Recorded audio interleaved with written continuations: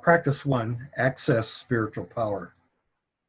Consciously connect with the indwelling God to rediscover our belovedness, our God-given power, and our place within God's evolving universe.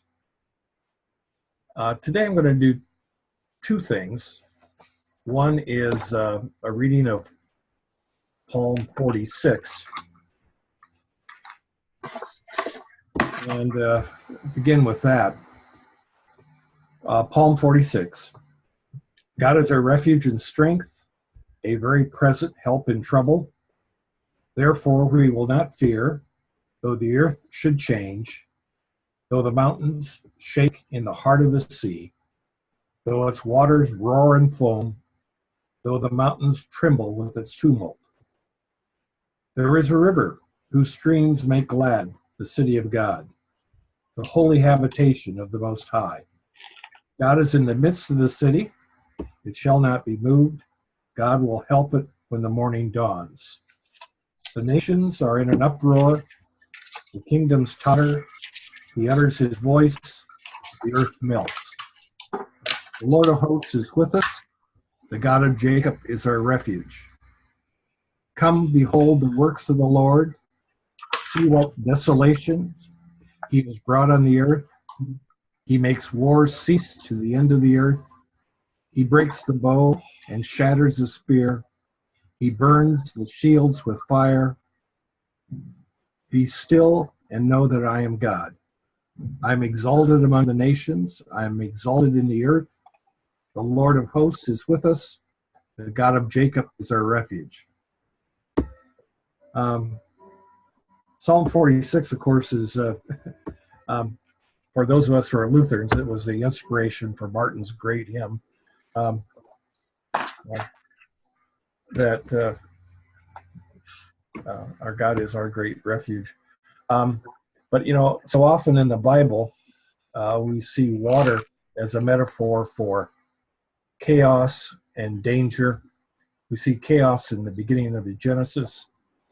In the first verses, we see water in the flood. But we also, water is life-giving, so we have this dichotomy of water being dangerous and being life-giving. And we see that here, where in verse 3, though its waters roar and foam.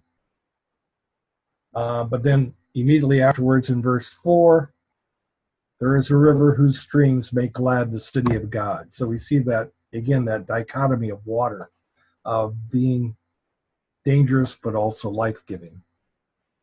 And as we go on, you know, I have a couple friends who use verse 10 as almost a mantra in our meditation. Be still and know that I am God. And within that, we, I think, gain strength and peace through the repeating that phrase. For my second item here, I'm going to shift here and go to a poem by Wendell Berry. And one I'm sure many of you have heard before too. When despair for the world grows in me, and I wake in the night at the least sound, in fear of what my life and my children's lives may be, I go and lie down where the wood drake rests, in his beauty on the water, and the great heron feeds.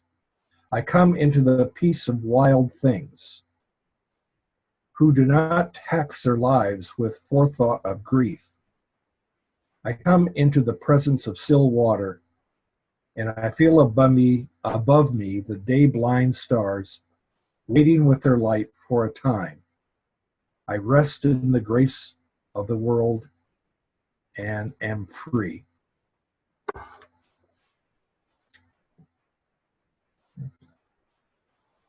So, thank you.